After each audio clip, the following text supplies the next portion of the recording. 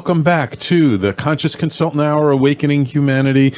We're talking this hour with Fran Capo. I can't even give a label to her because she does so much different stuff. And I just want to remind our listeners that I am live streaming the video of this, although Fran unfortunately had to call in today. So you just got my beautiful face on the video. But if you go to Facebook and you look for me, Sam Liebowitz, that's Liebowitz on Facebook, the video should be right there on my timeline. So Fran, you have this book. I mean, you pretty much like channeled this book and not even know, you probably didn't even know what channeling was. Yeah, exactly right. I had no clue what channeling was.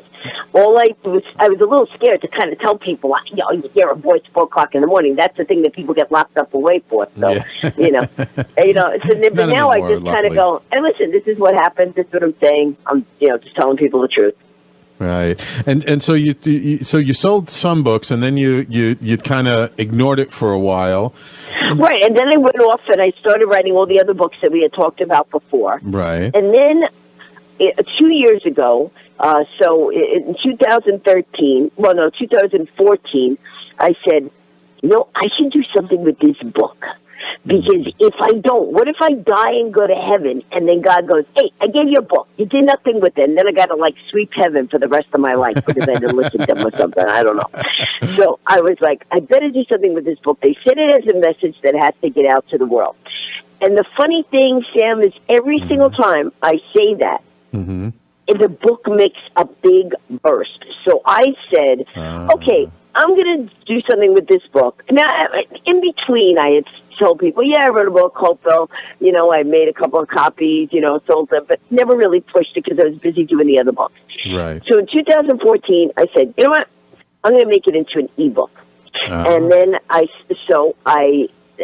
make it into an ebook in kind of the beginning of the year. And then I say, okay, Mom, Mother Mary. At that point, my mother had passed away. I'm like, Mom, Mother Mary, whoever gave me that voice, you guys tell me I'm supposed to get this book out. How am I supposed to, get this book out? And the next thing I know, a video from 3 years ago that someone had taped on me, nothing to do with Hopeville, on my fast talking. The guy had videotaped me from True TV, forgot about it, saw it on his shelf. This was the day after I prayed, what should I do with this book? Put a video up on YouTube of me, and that video went viral. And I started getting calls from all over the world. I'm talking about Croatia, Scandinavia, Vietnam, Mexico, the BBC, New York, Huffington Post, New York Times, asked me to come on and talk about fast talking. And I said, as long as I can mention my book, Hopeville. So I started doing that and mentioning some places said yes, some said no, and I started mentioning the book Hopeville. And now it was just an ebook form. And I was leaving in 3 days to go to the military, to do a show in the military, 17 shows in 17 days, 17 shows in 10 days, from the DMZ zone all the way down to the tip of South Korea. Wow. And this woman calls me up and says, I'm sorry to track you down at your home, but I have to tell you that I read your ebook, I heard about it on TV, and my husband passed away 6 months ago, and it was the only thing that gave me comfort. Are you ever thinking of making it like a soft copy? I want to give gifts to different friends. And I was like, no, I'm just kind of keeping an ebook. She goes, well, if you ever think of it, please, I would really appreciate it. So there I am 3 days before I'm leaving for South Korea, and I'm like, I know. So I find out this place that could do books, really quick, 24, to 48-hour books. You can switch it over, blah, blah, blah. Okay. I get a bunch of books made. I tell the lady, she buys 3 copies, and then I go to South Korea. I find out I can't bring any books to the soldiers, so I decide to offer every soldier who wants one a free e-copy of the book. Wow. And because I wanted our soldiers to have a way of doing it. And this is the thing about the book. It seems that when people read it, they come back and they buy 20 or 30 copies to give out to people. Wow. It seems also when people read it, they tell me things like it's like the next alchemist meets Think and Grow Rich. Or as one person put it to me on one television show that I did, he said, it's not just a book, it's a way of life. So wow. It's a simple, powerful story of life, love, laughter, and how life is meant to be lived. Wow. And so I know, I want to ask this question, but it's kind of silly because the whole thing is a surprise. So I wanted to ask you,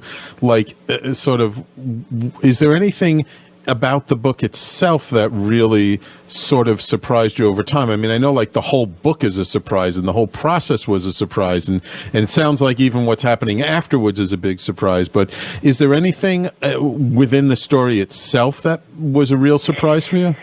Yeah, because the thing is, honestly, look, every single book I write, except for Hopeville, has been a book about things that actually happened to me and I wrote. Okay. I've never sat down and written a novel. Okay. And when I saw how each of the lives in the book, from the little boy getting bullied to the widowed mother to the successful businessman to the old man's lives, all intertwined, right. and each one had a story, right. I was like, I literally said to myself, I wouldn't have been able to make all this tie together so neatly, how each person story related to the other one, and how even the little boy had a lesson, because it was when the bully was bullying him.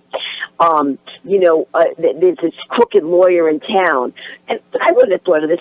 The lawyer comes across the street and says, "I saw that bully attack you. You could sue him for that." And the little boy said, "You know what?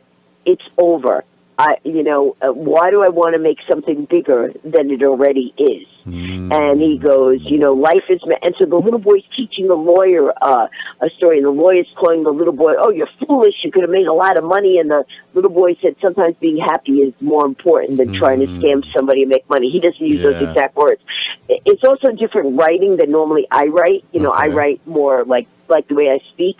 The book's told more in parable. Right. And then the other thing, too, is there's a whole story about this candle maker, and the old man, goes by the guy's shop, and the candle maker, he saw, this was after the angel already got mad at everybody, but you were allowed to light somebody else's candle, and the candle maker, the old man goes in and sees the candle maker is slumped over, and he nudges him to see if the guy's alive, and when he nudges him, the candle maker wakes up with all this energy that he had never had. And the old man's like, "Oh, I've never seen you like this." He said, "I had the most wonderful dream that I was in this beautiful wood making shop with things that I could never have dreamed of making. And I met the wood maker in that shop. And it turns out it was the me that I never allowed to live because I stopped having passion and dreaming." Wow. And so now I realize that I can make those things. That's the me that I can become. And so each story tells the story. Each story of the little boy, the widow, tells the story of how they transition from feeling kind of listless and victim, like a victim, into blossoming into the full potential of who they are and how it happened. Right. So I'm just curious, do you see any lesson for yourself in this book? Because you already do so much. In the book, now this is a funny thing. I didn't want to touch the story because I was like, someone gave it to me, so I shouldn't touch it. So I went back in and I read it, and it came to 44 lessons in the book. Okay. And someone said to me at one point, well, why 44? I said, I didn't choose that number. 44 was the number of lessons I saw. And then someone said, "Do you realize there is an angel number 44? I said, "What do you mean angel's a number?" And I had no clue angel's a number. And it turns out that angel 44 asks you to pay attention to your intuition and inner wisdom as your connection with your angel. And it talks about the message that you're being surrounded at all time by loving angels who wish to bring you peace of mind and joy of heart and encourage you. Now, I didn't know there was an angel 44. I didn't know there were 44 lessons in the book. And yet the book, that is one of the messages in the book. It's all about bringing that out. So every single thing ties into it. Some of the lessons that came out of the book was like laughter makes your life brighter. Don't run from bullies. We all have guardian angels that come in many forms. Don't be stuck in fear. There's an answer to every challenge. Those are just like some of the messages that come out through the story. So, Fran, let me ask you. I mean, this is really a very spiritual experience, just writing the book and bringing it out there and the stories of the book. I mean, considered yourself a spiritual person before this? I mean, had you had, any other kinds of experiences, unexplainable experiences before this? Nothing like this, but I do say that, it's nowhere near like this where I hear a voice and all that stuff. So, challenge it, channeling, like you had said, of course I had heard of it. I think I would be like, okay, fine, whatever. Maybe they thought of the book and they were, so it was very weird actually hearing a voice and then not knowing what you're writing and doing it. But I will say this, since my mom has passed, and prior to that, she had told me to pray to Mother Mary. Okay. The very first time I prayed to Mother Mary, I honestly went like this. I went, "Hi, Mother Mary. Hello. My name is Fran. I'm really sorry I haven't talked to you before. And obviously what I'm about to talk to you is a lot. You had a son die on the cross, so I feel weird even asking you a question, but maybe a woman's for me, you could help me." I didn't even know how to pray to her. And I'm Catholic. I was like, I don't know what to say. But since that time, listen, the reason I'm not in your studio today is because I had talked to you about it. My cat died last night at 2:58 in the morning. Right. And he was all day long. We were like, should we put him to sleep? And my boyfriend, whose cat it is, was like, I want him to die at home. The cat kept going from spot to spot to spot in the house, like I guess trying to find out where he would be comfortable. Right. And every time we would approach him, we kept saying, Marty, we love you, blah, blah, blah.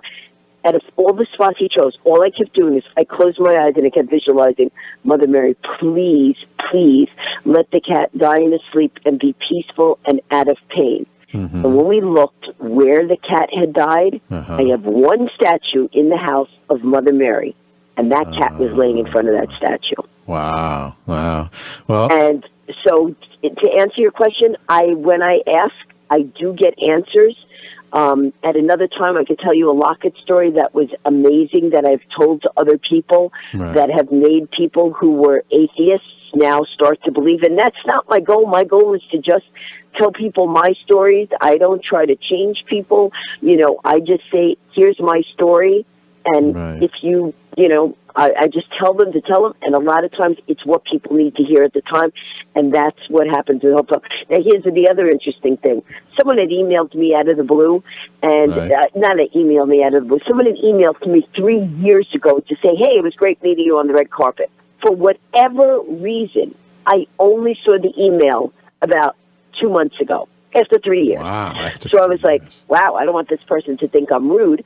So I texted him. I go, I know it's 3 years later, but I just saw your email, and blah, blah, blah. Long story short, he and I started talking, and what happens was he now is in a place, he's with this company called JTC .org, and he helps kids who are underprivileged find hope and believe in themselves. And one thing led to another, and he ordered a copy of my book. Okay. And he said that his goal now, so we kind of partnered. Now, this is after this guy just sent me an email out of the blue just saying, hey, I thought it was great that I met you. I happened to connect back with him. Right. And then we partnered together, and our goal right now is to raise $5,000 so we can get 500 books, because the books are only $10 a piece, to get 500 books into the hands of these kids that might otherwise go the wrong way. Wonderful. Wonderful. So if you go to Hopeville, thecityoflight.com, there's a donate button. Okay. And the book goes to that nonprofit organization. Doesn't come to me. It goes to that nonprofit. And then I get the books to them, and they send it out to the schools that they work with. And I told them I would autograph the books to either the individual kids or the schools or whatever. Wonderful. And so that's our goal right now in the next few months, to just raise $5,000. Okay, so that's HopevilleTheCityOfLight.com, right? HopevilleTheCityOfLight.com. Wonderful. Okay, let us take, believe it or not, our last commercial break of the show. And when we come back, let's just let people know what you got coming up and how people can get in touch with you if they want to learn more. Okay, Fran? Okay, great. Wonderful. So everybody, please stay tuned. You're listening to the Conscious Consultant Hour, Awakening Humanity, and we'll be right back.